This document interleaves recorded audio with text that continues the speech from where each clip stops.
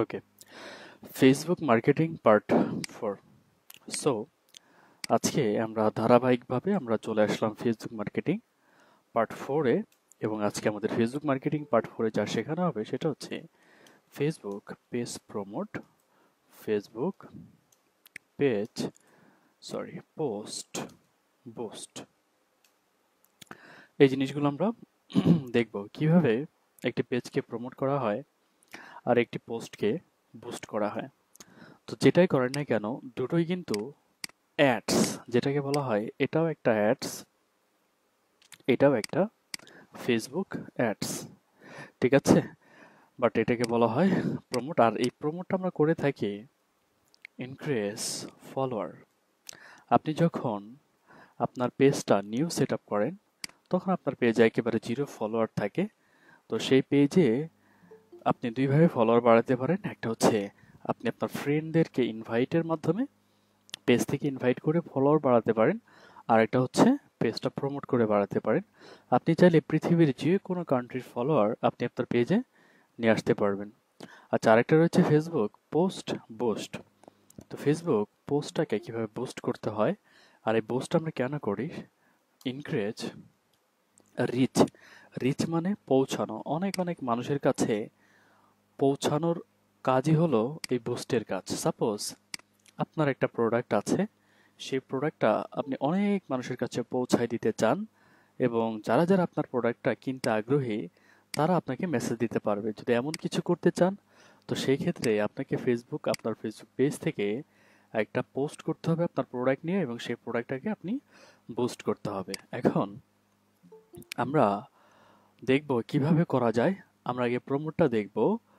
যদি প্রমোটটা আপনারা বুঝতে পারেন তাহলে বুস্টটা বুঝে যাবেন, অনেক সহজ। ওকে, আর এই কাজটা করার জন্য আপনাদের যা যা লাগবে সেটা হচ্ছে Facebook page access, ad account access, এরপর যা যা লাগবে আপনি product, links, targeted targeted country এবং ডেইলি বাজেট। ডেইলি বাজেট মানে এগুলো তো একটা এক এক ধরনের অ্যাড, তার অ্যাডে সে প্রতিদিন কত করে খরচ করবে সেটা হচ্ছে ডেইলি বাজেট। সে কোন কান্ট্রির ফলোয়ার চায় বা কোন কান্ট্রিতে সে বুস্ট করতে চায় সেটা হচ্ছে টার্গেটেড কান্ট্রি, এবং সে কোন প্রোডাক্টটাকে বুস্ট করতে চায় আমরা এই জন্য প্রোডাক্ট লিঙ্কটা নিয়ে নিব।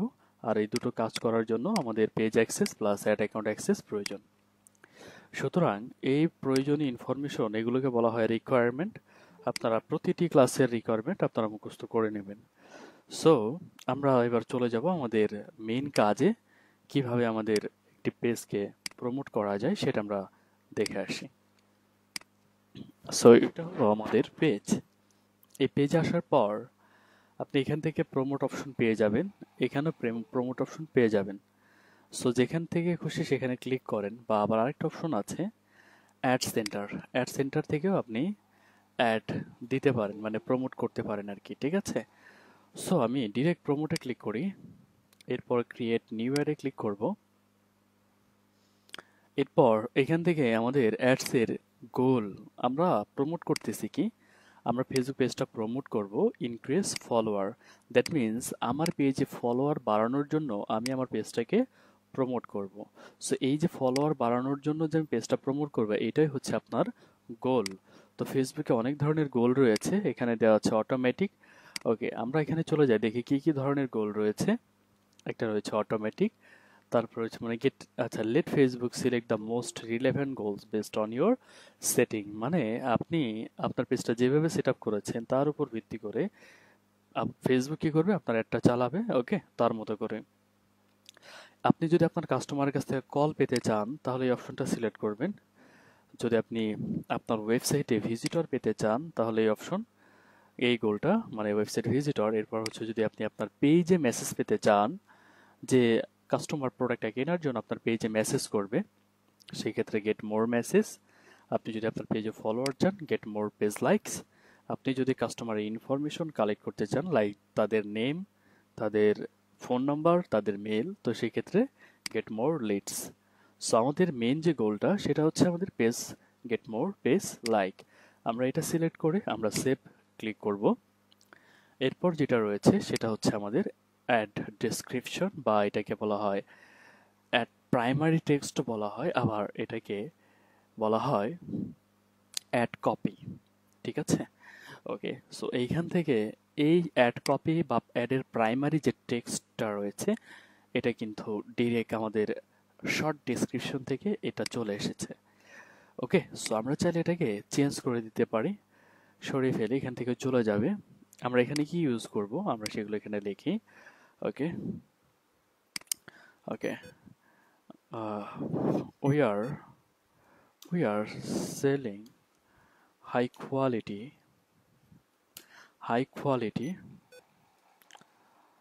fashionable clothing. Okay, stay connected with us.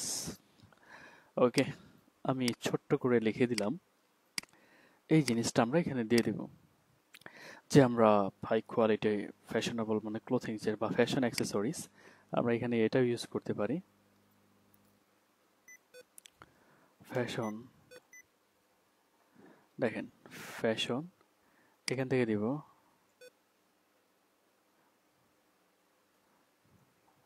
Okay, fashion accessories stay connected with আস।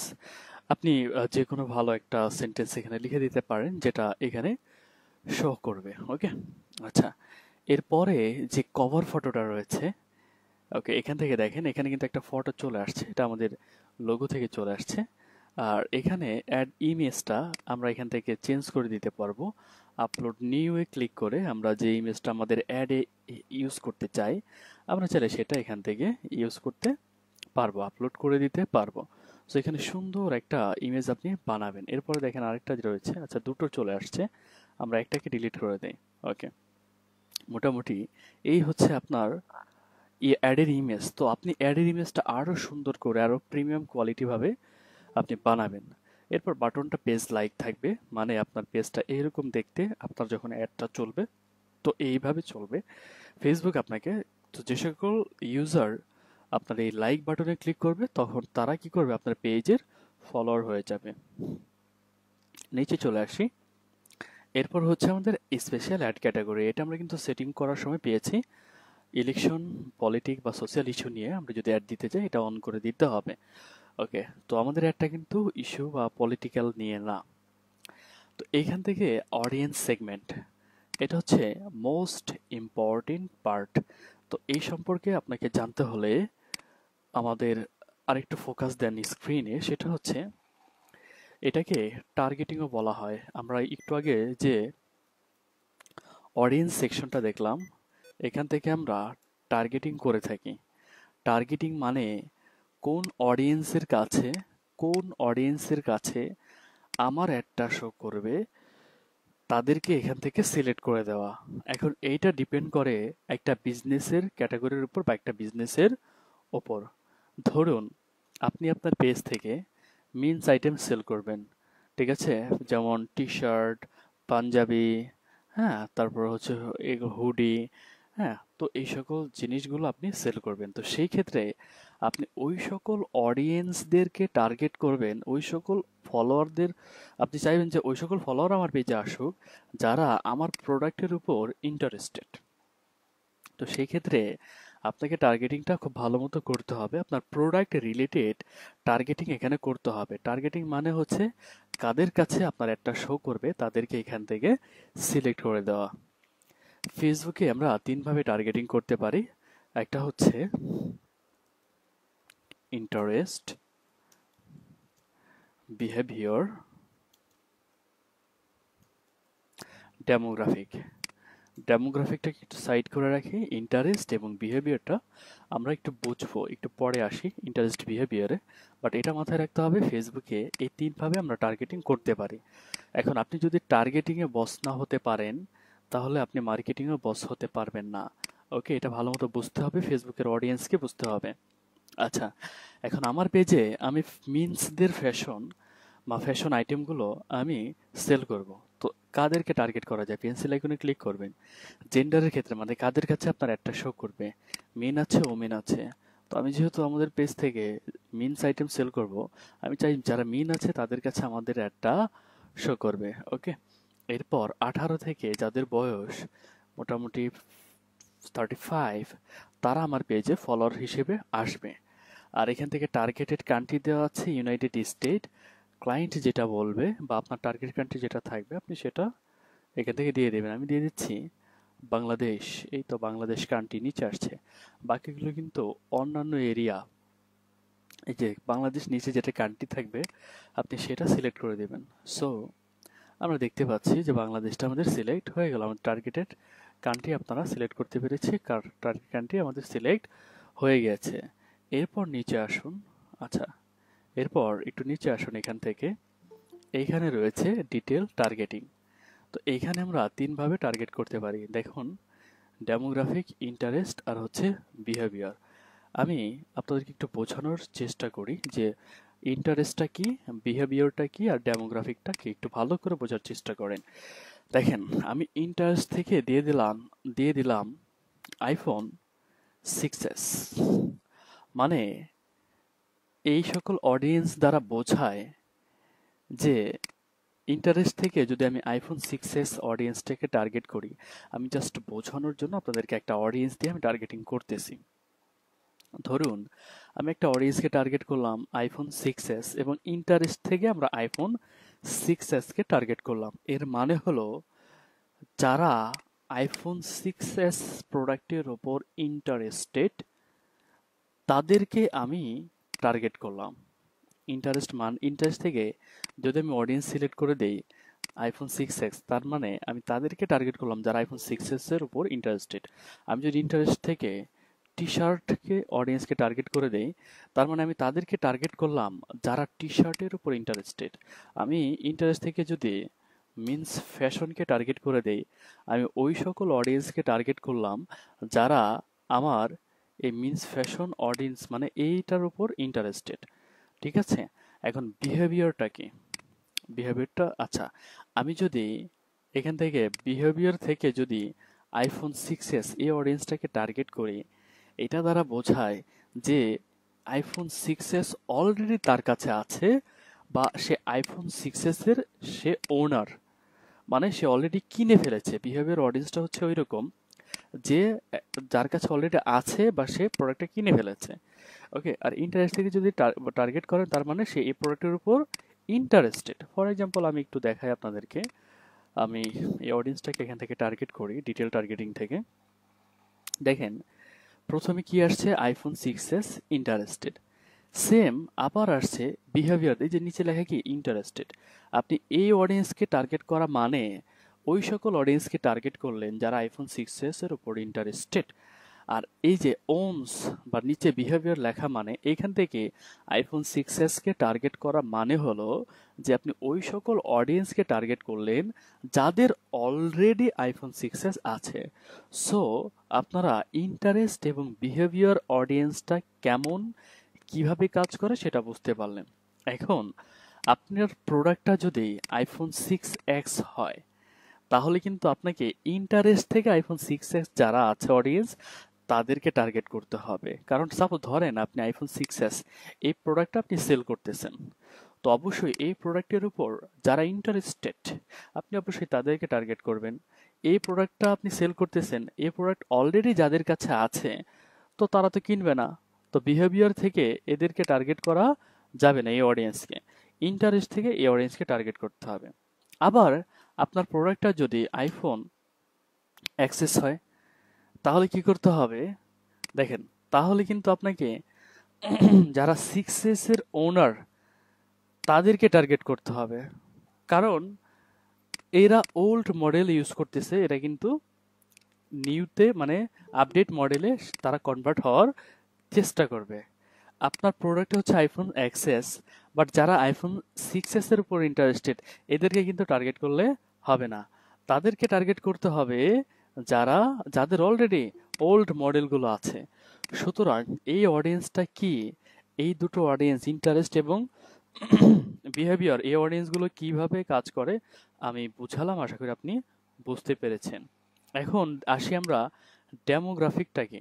আচ্ছা, আমরা একটু ইন্টারেস্ট থেকে ওই সকল অডিয়েন্স, ধরেন আমার পেজ থেকে আমি টি শার্ট সেল করব, তারপর হচ্ছে মিন্সের যে ফ্যাশনেবল যে অ্যাক্সেসরিজগুলো আছে ওগুলো আমি সেল করব। সো আমি ওদেরকে টার্গেট করি। সাপোজ টি শার্ট, দেখেন টি শার্ট, এই যে টি শার্টের উপর যারা ইন্টারেস্টেড তাদেরকে আমি টার্গেট করব। তারপর হচ্ছে মিন্স ফ্যাশন, মিন্স ফ্যাশনের উপর যারা ইন্টারেস্টেড তাদেরকে আমি টার্গেট করব। যে টি শার্টের উপর যারা ইন্টারেস্টেড তাদের ওই সকল ফলোয়ার আমি চাচ্ছি, যারা মিন্স ফ্যাশনের উপর ইন্টারেস্টেড আমি তাদেরকে চাচ্ছি। ঠিক আছে, আমি টি শার্ট লিখে আবার সার্চ করি, দেখি আর কি কি অডিয়েন্স রয়েছে। অরিজিনাল টি শার্ট, ওকে, আমি এদেরকে টার্গেট করে দিলাম। এইরকম আরো অনেক অডিয়েন্স আছে আপনি যাদেরকে টার্গেট করতে পারেন। ওকে, আচ্ছা, আবার এখান থেকে ডেমোগ্রাফিকটা কি, ধরেন আপনি এমন কাউকে টার্গেট করতে যাচ্ছেন যারা হাই স্কুলে পড়ে, এমন কাউকে টার্গেট করতেছেন যারা, দেখেন ইন্টারেস্টটা হচ্ছে ডেমোগ্রাফিক্যালি টার্গেট করা হয়। কিভাবে, আমি একটু সরি, ডেমোগ্রাফিকটা হচ্ছে দেখেন, এই যে আমি ডেমোগ্রাফিক থেকে চলে আসি, দেখেন কিভাবে টার্গেট করা হয়। দেখেন এডুকেশন ওয়াইজ থেকে আপনি, এডুকেশন লেভেল, এখান থেকে আপনি টার্গেট করতে পারবেন যে যারা হাই স্কুলে আছে তাদেরকে আপনি টার্গেট করতে চান, যারা কলেজে আছে তাদেরকে টার্গেট করতে চান। এদেরকে সিলেক্ট করে দেওয়া মানে যে আপনি উপরে কি করলেন, উপরে আপনি টার্গেটেড কান্ট্রি দিলেন বাংলাদেশ, এবং জেন্ডার সিলেক্ট করলেন মিন, এবং বয়স সিলেক্ট করলেন 18 থেকে, যাদের বয়স 35 বা 40। তো ওই সকল বয়সের ভেতরে যারা কলেজে পড়ে তাদের কাছে আমাদের অ্যাডটা শো করবে। তো এইভাবে টার্গেটিং করা যায়। আবার দেখেন, ধরে নেন আপনার, আপনি নিউ বর্ন যে বেবি আছে বা বেবিদের প্রোডাক্ট আপনি সেল করবেন, তো সেই ক্ষেত্রে আপনি কাদেরকে টার্গেট করবেন? সেই ক্ষেত্রে যারা প্যারেন্টস রয়েছে আপনি অবশ্যই কি করবেন, তাদেরকে টার্গেট করবেন। সো আপনি এই জন্য চলে যাবেন এই যে প্যারেন্টসে, প্যারেন্টসে চলে যান। ওকে, এই যে অল প্যারেন্টস থেকে আপনি এটাকে এক্সপান্ড করেন। সাপোজ আপনি যারা, ধরেন আপনি বেবিদের এক ধরনের যে ফিটার রয়েছে না, আপনি ওটা হ্যাঁ, ফিডারটা আছে, ওই ফিডারটা আপনি সেল করবেন। তো সেই ক্ষেত্রে অবশ্যই যারা নিউবর্ন বেবি আছে, হ্যাঁ, নিউ প্যারেন্টস 0 থেকে 12 মান্থ, আপনি এদেরকে টার্গেট করে দিবেন।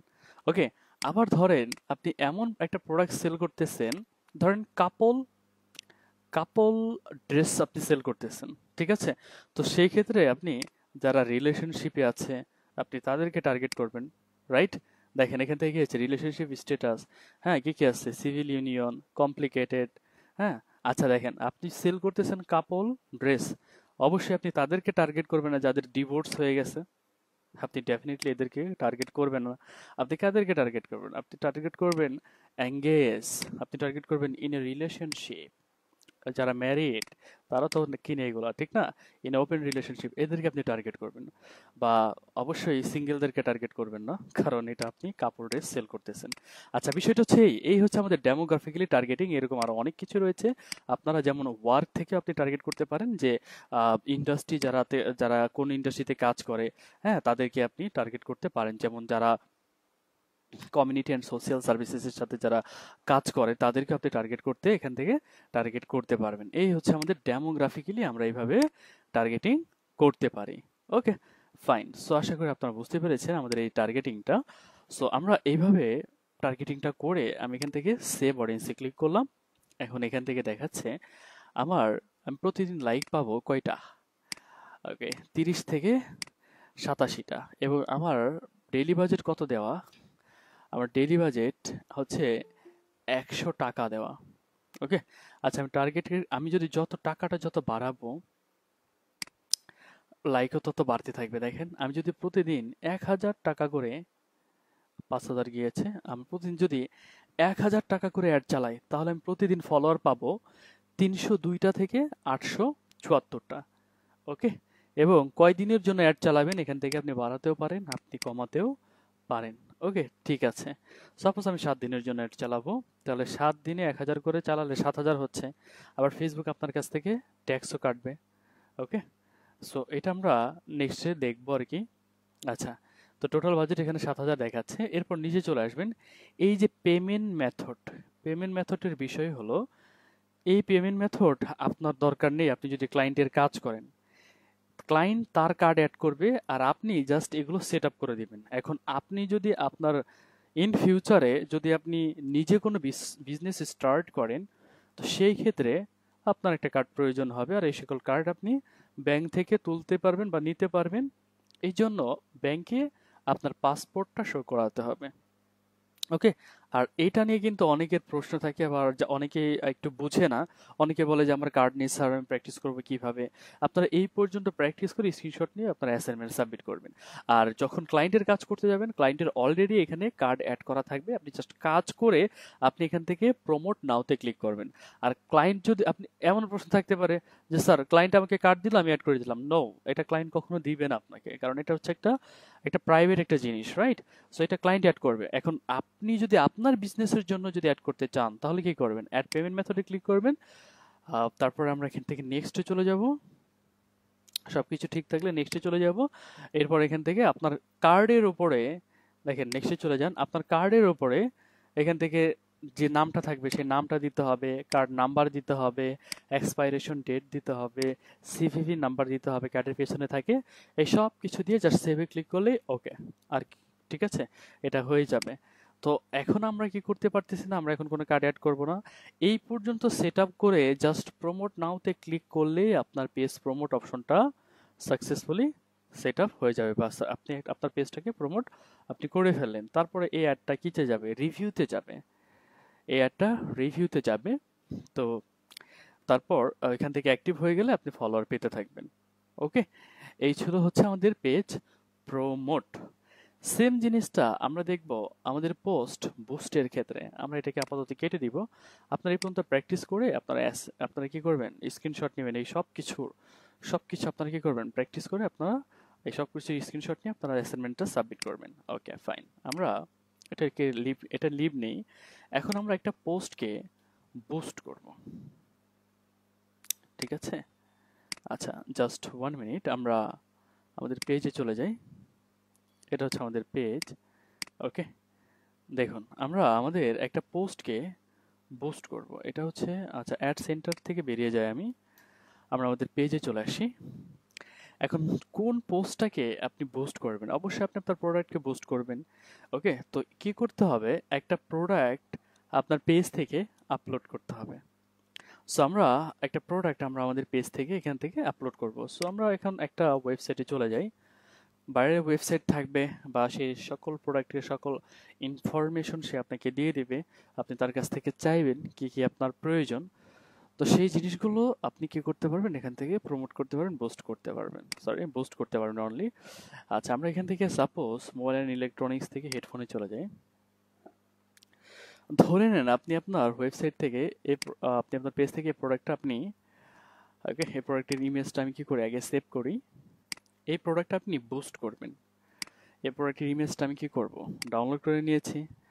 আচ্ছা, এখন এই প্রোডাক্টের যে নামটা আছে এটাকে আমি কপি করব, আমার পেজ থেকে আমি পোস্ট করব। ফটোতে ক্লিক করি আমরা, ফটো, ওকে।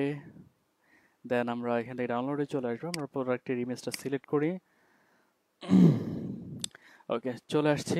এখন আমরা এইখান থেকে আমরা একটা আর্টিকেল বানাবো, একটা প্রাইমারি অ্যাড টেক্সট যেটাকে বলা হয়। ওকে, এটা হচ্ছে প্রোডাক্টের নাম। এরপর প্রোডাক্টের যে ডিটেলস রয়েছে, এই যে প্রোডাক্টের ডিটেলস, এই ডিটেলসগুলো আমরা এখান থেকে কপি করে নিয়ে এখানে আমরা পেস্ট করে দিব। ওকে, তারপর এই ডেসক্রিপশনটা আমরা একটু সাজাবো। আমরা একটু ইমোজিতে চলে যাই। ইমোজি দিয়ে আমি সাজাবো।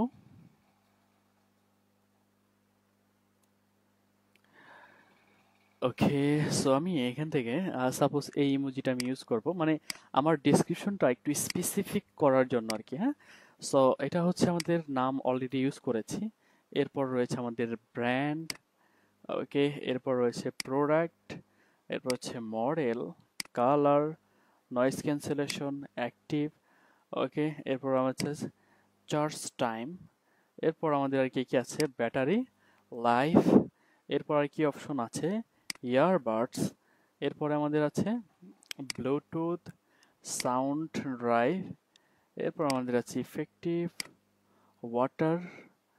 ওকে, তারপর হচ্ছে ওয়ারেন্টি। এইভাবে আপনারা এটাকে স্পেসিফিক করবেন।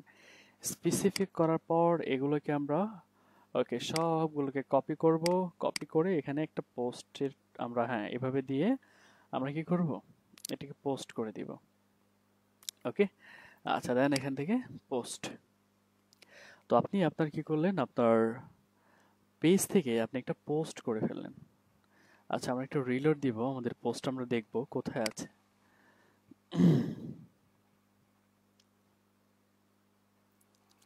ওকে, একটু নিচে চলে আসবো আমরা। ওকে, এইটা হচ্ছে আপনার পোস্ট। এখন এটাকে কি করতে হবে, বুস্ট করতে হবে। বুস্ট কেন করব, এই প্রোডাক্টটা সেল করার জন্য। এখন এই প্রোডাক্টটা বুস্ট করতে হলে আপনাকে বুস্ট পোস্টে ক্লিক করতে হবে। ওকে, আচ্ছা, তো আমরা এখান থেকে বুস্ট পোস্টে ক্লিক করব।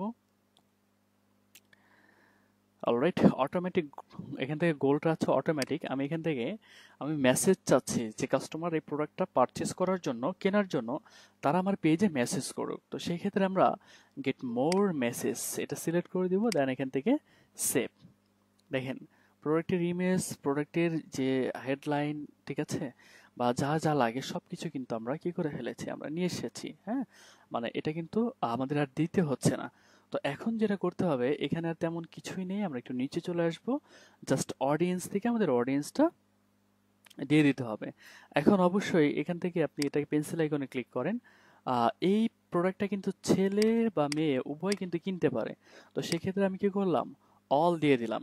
সো টার্গেটিংটা ডিপেন্ড করে কোন প্রোডাক্টের উপর বা সার্ভিসের উপর যেটা আপনি প্রমোট করতে চান।